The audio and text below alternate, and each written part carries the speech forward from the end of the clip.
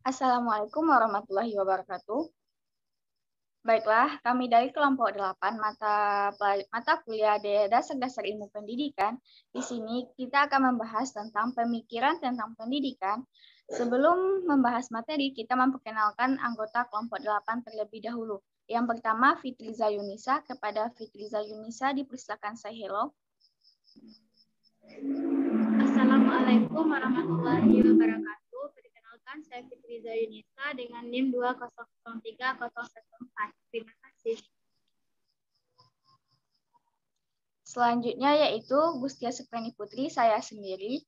Dan anggota yang ketiga yaitu Indrika Febiana. Kepada Indrika, dipersilakan untuk say hello. Assalamualaikum, saya Indrika Febiana, NIM 2030018. Terima kasih. Baiklah, terima kasih kepada Indrika. Selanjutnya, Koni Rofiko. Kepada Koni, dipersilakan. Terima kasih. Perkenalkan, saya Koni Rofiko dengan NIM 20321. Baiklah, selanjutnya kita masuk kepada pembahasan materi. Pemateri pertama kepada Koni Rofika, dipersilakan.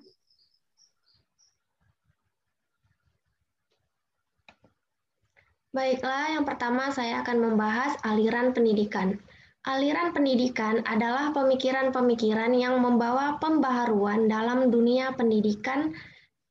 Pemikiran tersebut berlangsung seperti suatu diskusi berkepanjangan, yakni pemikiran terdahulu selalu ditanggapi dengan pro dan kontra oleh pemikir berikutnya, sehingga timbul pemikiran yang baru, dan demikian seterusnya. Agar diskusi berkepanjangan itu dapat dipahami, perlu aspek dari aliran-aliran itu yang harus dipahami. Oleh karena itu, setiap calon tenaga pendidikan harus memahami berbagai jenis aturan-aturan pendidikan. Selanjutnya, pemikiran klasik. Pemahaman tentang pemikiran klasik ada beberapa pendapat yang berbeda, mulai dari yang optimis hingga pesimis.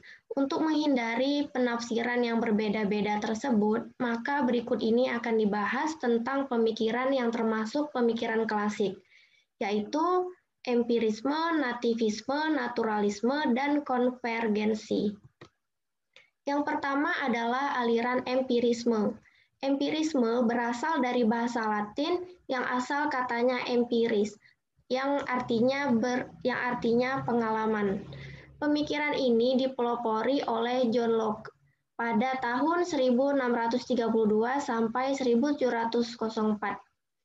Filsuf kebangsaan Inggris yang terkenal dengan teorinya tabula rasa, yang artinya meja berlapis lilin yang belum ada tulisan di atasnya. Dengan kata lain, seseorang dilahirkan seperti kertas kosong yang belum ditulis. Maka dari itu, pendidikanlah yang akan dituliskannya.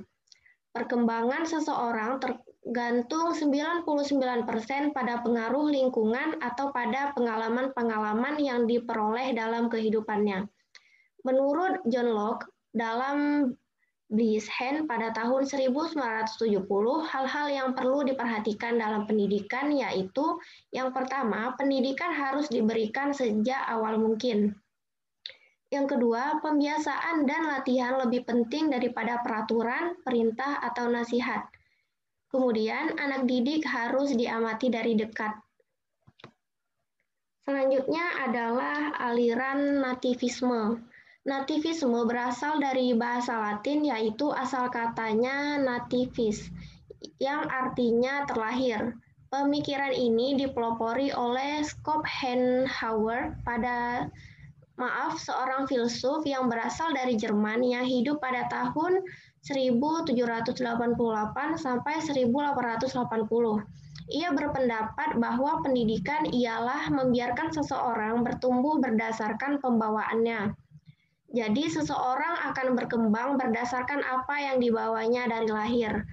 Hasil akhir dari pertumbuhan dan perkembangan serta pendidikan manusia atau seseorang ditentukan oleh pembawaan dari lahir, dan pembawaan itu ada yang baik dan ada pula yang buruk.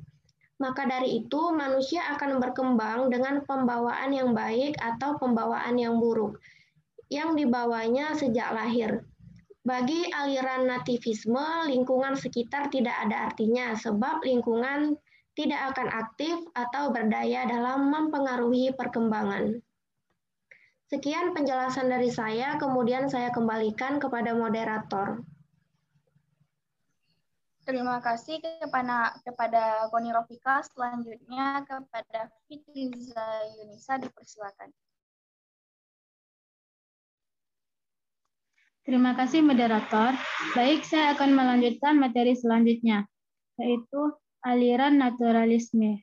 Naturalisme merupakan teori yang menerima nature atau alam sebagai keseluruhan realitas. Naturalisme yang dipelopori oleh Jean-Jacques Rousseau berpendapat bahwa pada hakikatnya semua anak manusia ialah baik pada waktu dilahirkan, yaitu dari sejak tangan Sang Pencipta, tetapi akhirnya rusak sewaktu di tangan manusia. Oleh karena Jean-Jacques Rousseau menciptakan konsep pendidikan alam, artinya anak hendaklah dibiarkan tumbuh dan berkembang sendiri menurut alamnya. Manusia banyak mencampurinya. Pendidikan hendaklah dikembangkan aturan-aturan masyarakat yang demokratis, sehingga kecenderungan alamiah anggota masyarakat dapat mewujud untuk menjaga agar pembawaan seorang yang baik itu tidak dirugikan. Anak tidak boleh dianggap sebagai manusia kecil, akan tetapi dia mempunyai perkembangan yang perlu dikembangkan secara alamiah. Pendidikan hendaklah dimulai dengan mengetahui perkembangan anak. Selanjutnya, aliran konvergensi. Aliran ini dikemukakan oleh William Sturt tahun 1871 sampai 1939.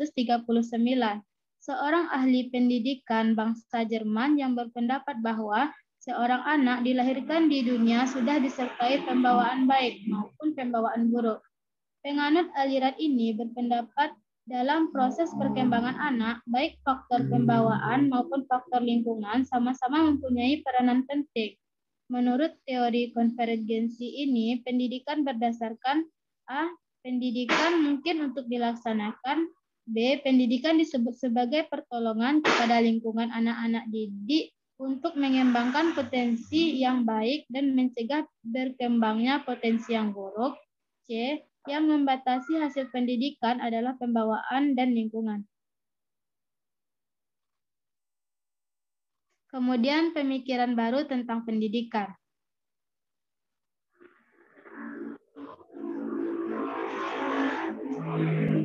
Pengajaran alam sekitar. Aliran pendidikan yang mendekatkan anak dengan sekitarnya adalah gerakan pengajaran alam sekitar yang dirintis oleh Fr. A. Wenger dengan Heli Marquand atau pengajaran alam sekitar di Jerman, J. Leckher di Belanda dengan Het Leven atau kehidupan senyatanya. Prinsip yang dianut dalam Helmikwen yakni A. Dalam pengajaran alam sekitar, guru dapat memeragakan secara langsung. B. Pengajaran alam sekitar memberi kesempatan sebanyak-banyaknya agar anak berpartisipasi aktif. C. Pengajaran alam sekitar memungkinkan untuk diberlakunya pengajaran totalitas dengan ciri segala bahan pengajaran berhubungan satu sama lain. D. Pengajaran alam sekitar memberi kepada anak bahan persepsi intelektual yang kukuh dan tidak verbalitis. E. Pengajaran alam sekitar memberi persepsi emosional terhadap anak didik. Sekian materi dari saya kembalikan kepada moderator. Terima kasih kepada Fitriza Yunisa. Materi selanjutnya akan disampaikan oleh Indrika Febiana. Kepada Indrika dipersilakan. Terima kasih kepada moderator. Baiklah, saya akan melanjutkan materi selanjutnya, yaitu pengajaran pusat perhatian. Menurut Tirta Harja dan Sulo tahun 2005, pengajaran pusat perhatian dirintis oleh Ovidie Minat de Clory pada tahun 1871 sampai 1932 dari Belgia dengan pengajaran melalui pusat-pusat minat, Centres de Internet, di samping pendapatnya tentang pengajaran global. Pendidikan menurut de Clory berdasarkan pada semboyan École pour Vie, Part IV, sekolah untuk hidup dan oleh hidup. Anak harus dididik untuk dapat hidup dalam masyarakat dan dipersiapkan dalam masyarakat. Anak harus diarahkan. Oleh karena itu, anak harus mempunyai pengetahuan terhadap diri sendiri, tentang hasrat dan cita-citanya, dan pengetahuan tentang dunianya, lingkungannya, terdapat hidup di hari depannya. Pengetahuan anak harus bersifat subjektif dan objektif. Asas-asas pengajaran pusat perhatian adalah sebagai berikut. Yang pertama, pengajaran ini didasarkan atas kebutuhan anak dalam hidup dan perkembangannya. Yang kedua, setiap beban pengajaran harus merupakan keseluruhan, tidak mementingkan bagian tetapi mementingkan keberartian dari keseluruhan ikatan bagian itu. Yang ketiga, anak didorong dan dirangsang untuk selalu aktif dan dididik untuk menjadi anggota masyarakat yang dapat berdiri sendiri dan bertanggung jawab. Yang keempat, harus ada hubungan kerjasama yang erat antara rumah dan keluarga. Selanjutnya yaitu sekolah kerja.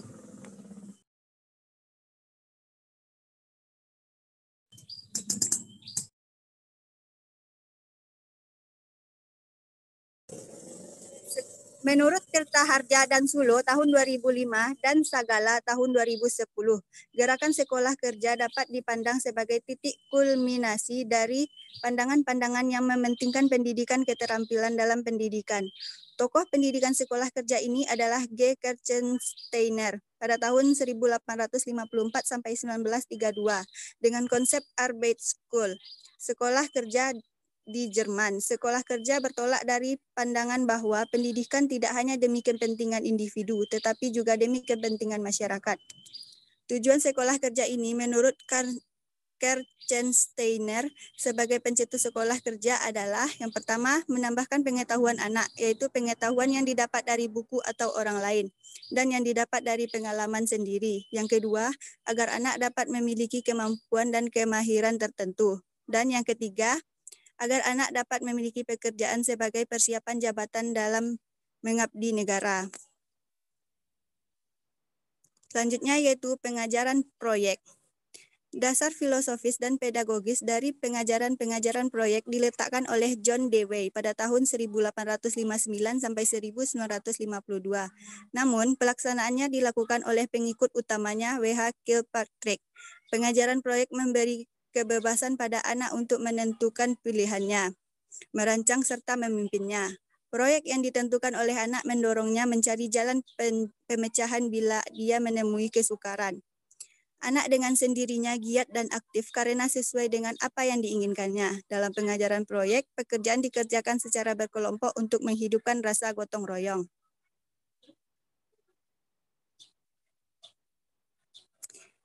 Praktek belajar dan pembelajaran dekade terakhir ini mengenalkan kita pada istilah PJBL atau pembelajaran berbasis proyek. Menurut Husamah tahun 2013, selama berlangsungnya proses belajar dalam PJBL, pelajar akan mendapat bimbingan dari narasumber atau fasilitator, tergantung dari tahapan kegiatan yang dijalankan. Narasumber bertugas menyusun trigger problems sebagai sumber pembelajaran untuk informasi yang tidak ditemukan dalam sumber pembelajaran bahan cetak atau elektronik, melakukan evaluasi hasil pembelajaran. Secara umum, fasilitator adalah memantau dan mendorong kelancaran kerja kelompok, serta melakukan evaluasi terhadap efektivitas proses belajar kelompok. Menurut Husamah, pada tahun 2013, kegiatan siswa dapat dikelompokkan 3 kategori aktivitas, yaitu yang pertama, secara individual. Setiap individual pelajar mempunyai kebutuhan yang tidak perlu sama dalam suatu kelompok. Tiap-tiap pelajar mempunyai kemampuan yang berbeda, pendekatan belajar, dan menyelesaikan tugas. Selama mengerjakan proyek, tiap pelajar melaksanakan aktivitas. Yang kedua yaitu di dalam kelompok. Ketika seseorang bekerja di dalam kelompok, para siswa harus bekerja sama. Kerjasama berlangsung dalam wujud aktivitas dasar seperti brainstorming, dan diskusi. Yang ketiga yaitu antar kelompok. Para siswa menyelesaikan aktivitas lain dalam bentuk berbagai informasi dan pengetahuan dengan kelompok lain. Sekian materi dari saya kembalikan kepada moderator. Terima kasih kepada Indika Febiana. Selanjutnya, materi selanjutnya akan saya bacakan sendiri, yaitu sekolah alam. Konseptor sekolah alam, menurut Insinyur Lendonovo menjelaskan, sekolah alam yang dia pelopori merupakan suatu reaksi dari kegagalan pendidikan di Indonesia. Mutu pendidikan di Indonesia masih jauh dari negara-negara lain, bahkan masih di bawah Vietnam. Sekolah alam juga mendorong anak untuk aktif dan kreatif, dan bukan semata-mata mendapatkan materi yang diberikan oleh guru. Sekolah alam pada umumnya menggunakan konsep tematik. Setiap tema dibahas dari berbagai sisi akhlak, seni, bahasa, kepemimpinan, dan ilmu pengetahuan. Tiap tingkatan memiliki sejumlah tema pembahasan yang berbeda-beda. Selain memiliki metode dan visi berbeda dari sekolah pada umumnya, sesuai dengan namanya, suasana yang disuguhkan pun membuat siswa dekat dengan